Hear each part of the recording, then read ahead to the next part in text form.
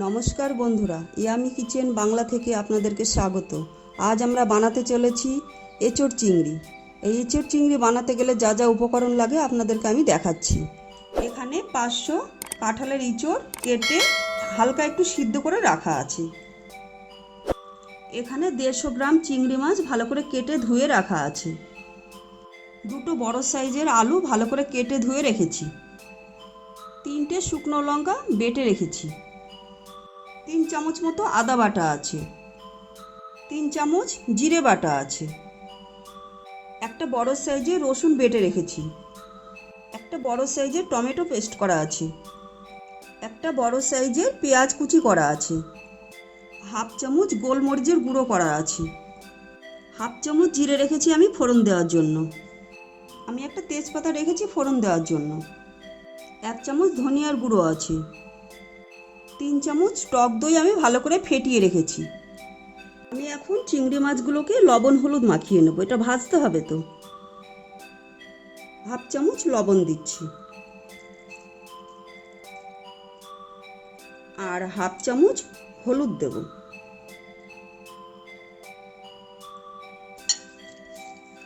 এটা খুব ভালো করে মাখিয়ে নেব যাতে এর ভেতরে লবণ হলুদগুলো ভালো করে মিশ্রণ হয়। আমাদের কড়াইটা গরম হয়ে গেছে, এবার আমি খানিকটা তেল দিয়ে দেবো। মাছটা ভাজার জন্য আমি অল্প করে তেল দিচ্ছি। পুরো কড়াইটাই মাখিয়ে নেব। এবার আমি মাছগুলো দিয়ে দিচ্ছি কড়াইতে।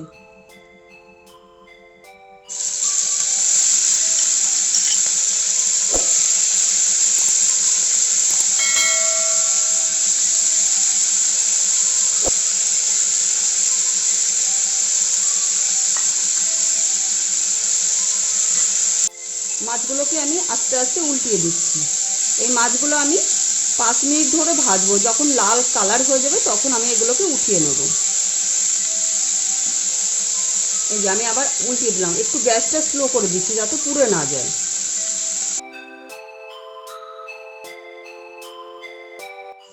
মাছটা দেখুন মনে হচ্ছে ভাজা হয়ে গেছে, বেশ লাল লাল মতো হয়েছে। আমি এগুলো এখন তুলে নেব।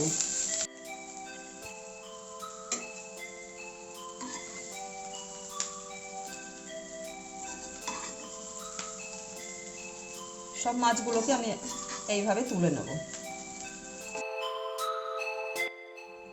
এবার আমি একটু বেশি পরিমাণে তেল দেব।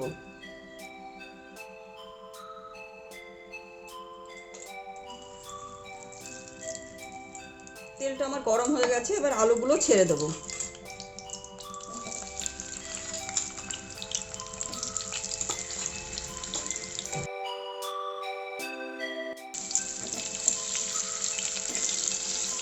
আলুতে আমি অল্প করে একটু লবণ দেব, হাফ চামচ লবণ দেব আর হাফ চামচ হলুদ দিলাম। এভাবে 5 মিনিট লাল লাল করে আলুগুলোকে ভেজে নেব।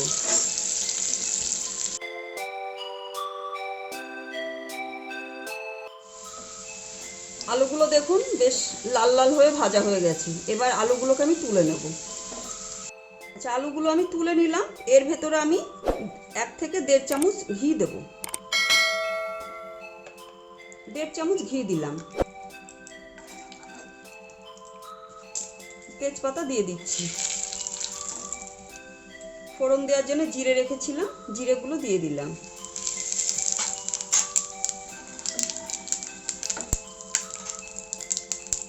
পেঁয়াজগুলো দিয়ে দিচ্ছি।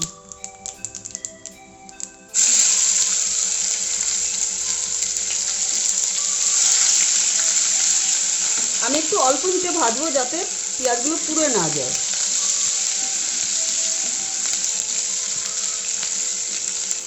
এইভাবে আস্তে আস্তে পেঁয়াজগুলোকে আমি ভেজে নেবো। আপনারা রেসিপিটা ফলো করুন, নিশ্চয়ই ভালো লাগবে। এইভাবে আমরা 5 মিনিট পেঁয়াজগুলোকে ভেজে নেব যতক্ষণ না পেঁয়াজটা লাল হবে।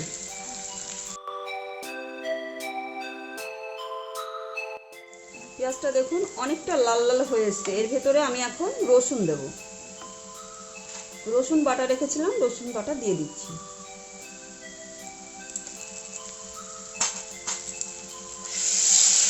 রসুন বাটাটা ভালো করে কষিয়ে নেব যাতে আলাদা কোনো গন্ধ না বেরোয়। আমার গ্যাসটা কিন্তু স্লো আছে।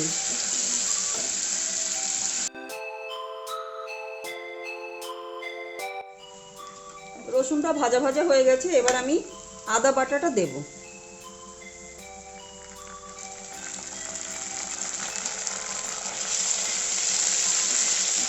একে একে মশলাটা দিলে হয় কি মশলাটা ভালো কষে। আদা বাটাটা একটু কষে গেলে আমি জিরে বাটাটা দেবো।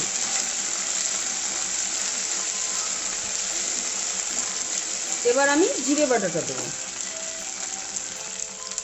জিরে বাটাটা দিয়ে দিলাম।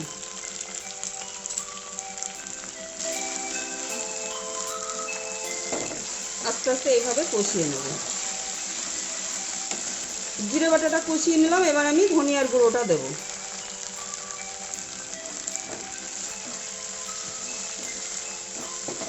এবার লঙ্কা বাটা ছিল, লঙ্কার বাটাটা দিয়ে দিলাম। এখানে আমি কোনো লঙ্কার গুঁড়ো ব্যবহার করব না। আমি 1 চামচ লবণ দেবো। এবার 1 চামচ লবণ দিচ্ছি, আর 1 চামচ হলুদ দিচ্ছি, 1 চামচ চিনি দিচ্ছি। এবার আমরা খুব ভালোভাবে কষিয়ে নেব।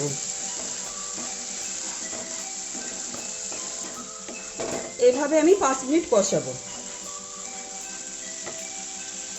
এর মধ্যে আমি গোলমরিচের গুঁড়োটা দিয়ে দিচ্ছি।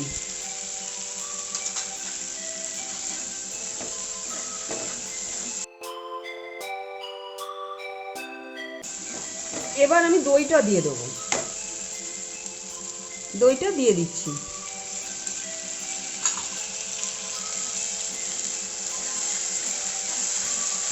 এবার আমি 5 মিনিট কষিয়ে নেব যাতে তেলটা আস্তে আস্তে ছেড়ে আসে।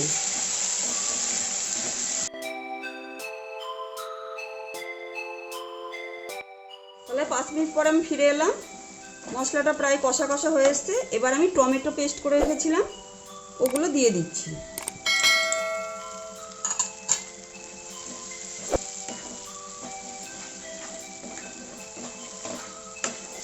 তেলটা প্রায় ছাড়া ছাড়া ভাব হয়ে এসছে। সাইডগুলো দেখুন সুন্দর তেল ছাড়ছে। মশলাটা কষানো হয়ে গেছে, চারদিকে তেল ছেড়ে দিয়েছে। এবার আমি এর ভেতরে কাঁঠালগুলো দিয়ে দেবো। কাঁঠালগুলো আস্তে আস্তে দিয়ে দিচ্ছি।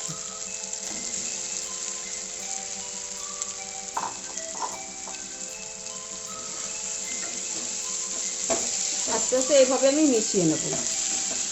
আপনারা রেসিপিটি ফলো করুন, নিশ্চয়ই ভালো লাগবে।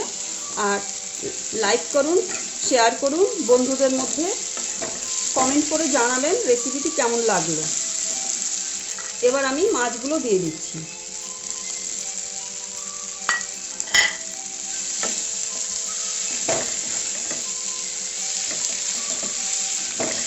এভাবে আস্তে আস্তে কষিয়ে নেব। আমাদের চ্যানেলটিকে অবশ্যই সাবস্ক্রাইব করতে ভুলবেন না যেন।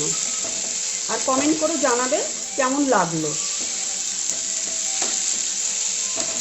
আলুগুলো আমি দিয়ে দেবো।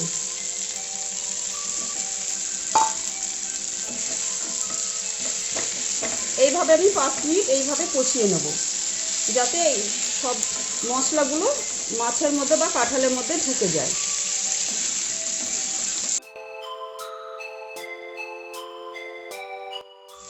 আমাদের এঁচোড়টা খুব ভালোভাবে কষানো হয়ে গেছে। এবার আমি জল দেবো। জলটা আমি গরম করে রেখেছিলাম, সেই জলটা দেবো।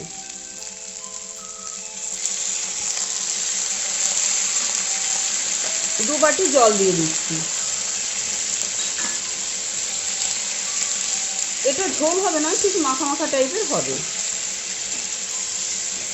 আমি আর একটু জল দেবো।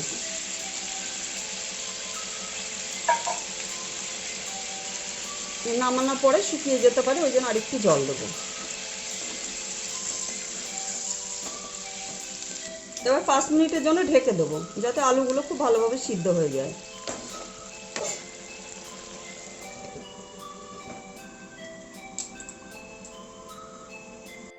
10 মিনিট পর ঢাকনাটা আমি খুলে দিচ্ছি।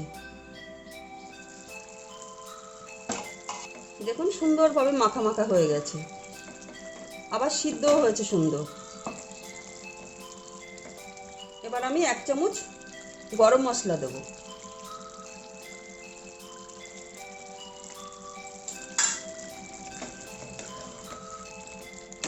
খুব ভালোভাবে মিশিয়ে দেবো। তাহলে এঁচোড় চিংড়িটা আমাদের হয়ে গেল। আমি গ্যাসটা অফ করে দিচ্ছি। আমাদের এঁচোড় চিংড়ি সার্ভ করার জন্য একদম রেডি। আপনাদের যদি ভালো লাগে অবশ্যই জানাবেন। আরও ভালো ভালো রেসিপি আপনাদের জন্য অপেক্ষা করছে। আরও ভালো ভালো রেসিপি আপনাদেরকে আমি দেখাবো, আর তার জন্য কমেন্ট করে জানাতে হবে। ধন্যবাদ।